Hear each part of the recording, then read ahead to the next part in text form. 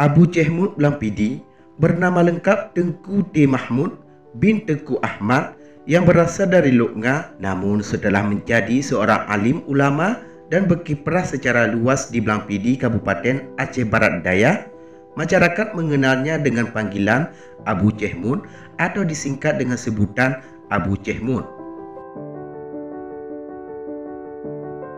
Kehadiran Abu Chehmud dalam iklim keilmuan Aceh memiliki makna yang cukup penting, mengingat banyak ulama karismatik Aceh generasi sesudahnya adalah murid-muridnya, termasuk ulama terpandang Aceh Abuya Syekh Mudawali Al-Khalidi yang merupakan Syekhul Masyasyikh ulama Dayak kontemporer juga pernah belajar kepada Abu Chehmud. Abu Chehmud diperkirakan lahir sekitar tahun 1899. Beliau merupakan ulama keturunan bangsawan dan ulai balang kawasan Loknga yang kemudian menikah ke Lalong, masih dalam kawasan Kabupaten Aceh Besar. Sebelum lanjut, tekan dulu subscribe, like, dan share agar sejarah Aceh lebih terpandang di mata dunia.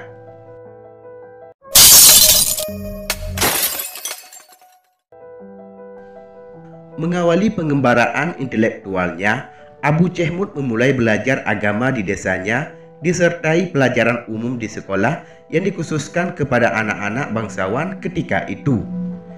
Setelah beberapa tahun belajar di desanya, Abu Chehmud kemudian lebih tertarik memperdalam keilmuannya dalam bidang agama, dan beliau memilih belajar ke Dayak Krungkale di Sim pada tahun 1916 setelah tibanya Abu Haji Hasan Krungkale dari Mekah, di mana sebelumnya Abu Krungkale mengabdi beberapa tahun di Lembaga Pendidikan Tengku Cik Muhammad Arsyad Dian, Kedah, Malaysia, dan Abu Krungkale menikah di sana.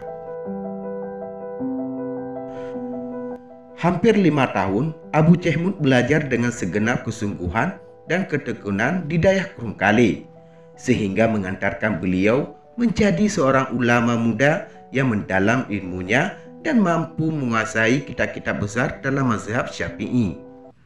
Namun Abu Chehmud masih merasa minim ilmu dan pengetahuannya, sehingga beliau berinisiatif untuk berangkat ke Yan Kedah, Malaysia demi mematangkan keilmuannya. Apalagi di Kedah, tepatnya Dian, masyhur ulama besar Aceh yang hijrah ke sana yaitu Tengku Cik Muhammad Arsyad Dian. Dengan menumpang kapal pelajar yang akan diberangkatkan ke Batavia, berangkatlah Abu Chehmud. Selama belajar di Yan Kedah, Malaysia, kepada para Tengku Cik dan ulama besar, banyak keluarga Aceh yang berkesan dengan keluhuran, budi, dan keilmuan mendalam Abu Chehmud, sehingga beliau dijadikan anak angkat oleh mereka. Setelah menamatkan pendidikan di Yan Kedah, Malaysia, sekitar tahun 1926, Abu Chehmud kemudian dikirim ke Blampidi atas permintaan Tengku Sabi Ulai Balang Kutabate Blampidi untuk menjadi ulama dan pengayom agama masyarakat Blampidi dan sekitarnya.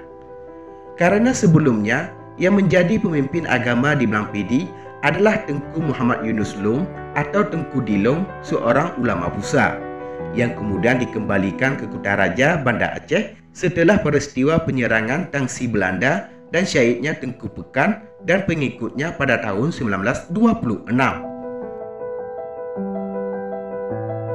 Tibalah Abu Chehmud untuk menjadi guru bagi seluruh masyarakat Blampidi dan sekitarnya pada tahun 1927. Mulailah Abu Chehmud Blampidi mendirikan lembaga pendidikan yang beliau namakan dengan Daya Bustanul Huda yang berada di seputaran Komplek Masjid Jami' Baitul Azim Blampidi. Terhitung mulai tahun 1928, beliau memimpin dan mengayomi masyarakat Blampidi sampai hari terakhir wafatnya, yaitu tahun 1966. Beliau telah menjadi ulama yang mengayomi dan memimpin daerah besar Bustanul Huda. Karena ketekunan beliau dalam mengajar, banyak dari murid-muridnya yang menjadi para ulama generasi sesudahnya. Bahkan ada pula yang menjadi ulama besar. Abu Chehmud banyak mengkaderkan ulama-ulama terpandang yang melanjutkan estafet keilmuan dan keulamaan sesudahnya. Di antara sekian banyak murid Abu Chehmud Blampidi adalah Abu Cheikh Muhammad Wali Al-Khalidi, Abu Calang Tengku Muhammad Arsyad, Abuya Cheikh Jalani Kota Fajar, Abu Haji Adnan Mahmud Bakongan, Tengku Cheikh Abdul Hamid Kamal yang kemudian menjadi menantu dan melanjutkan kepemimpinan Dayak, Abuya Cheikh Haji Muhammad Yatim Suwa atau dikenal dengan Tengku Bilar Yatim, Abu Imam Syamsuddin Sangkalang, Abu Ibrahim Buwaila, Abu Abdul Ghaffar Luqnga, Tengku Din Samatiga dan banyak para ulama lainnya yang tersebar di seluruh Aceh.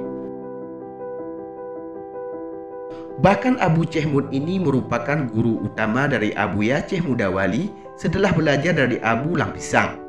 Abu Chehmud sebagaimana ditulis oleh cucunya Tengku Sirman Harizi merupakan seorang ulama yang sangat mendalam ilmunya, lagi seorang ulama yang zuhud dan ahli tasawuf. Hal senada juga diamini oleh Abuya Muhibbuddin Wali yang pernah berjumpa dengan Abu Chehmud, di mana menurut Abuya Doktor bahwa Abu Chehmud selalu memposisikan dirinya sebagai seorang guru yang lebih memilih diam dan mendoakan seluruh murid-muridnya termasuk Cheikh Mudawali Al-Khalidi yang menjadi murid kebanggaannya. Setelah berkiprah secara luas dan mengkaderkan banyak ulama, maka wafatlah ulama besar tersebut pada tahun 1966 dan dimakamkan di Blampidi. Setelah wafatnya Abu Chehmud, estafet pimpinan Dayah Bustanul Huda dilanjutkan oleh ulama lainnya yang juga menantunya, yaitu Tengku Cheikh Abdul Hamid Kamal yang dikenal dengan Abu Haji Blampidi. Memimpin Dayah tersebut sampai wafatnya pada tahun 1980, yang kemudian dilanjutkan oleh Abu Muhammad Syam Marfali sepulangnya beliau belajar di Dayah Darussalam Labuan Haji. Ketiga ulama Blampidi tersebut telah kembali ke hadirat Allah Subhanahu wa Ta'ala dengan kontribusi yang besar.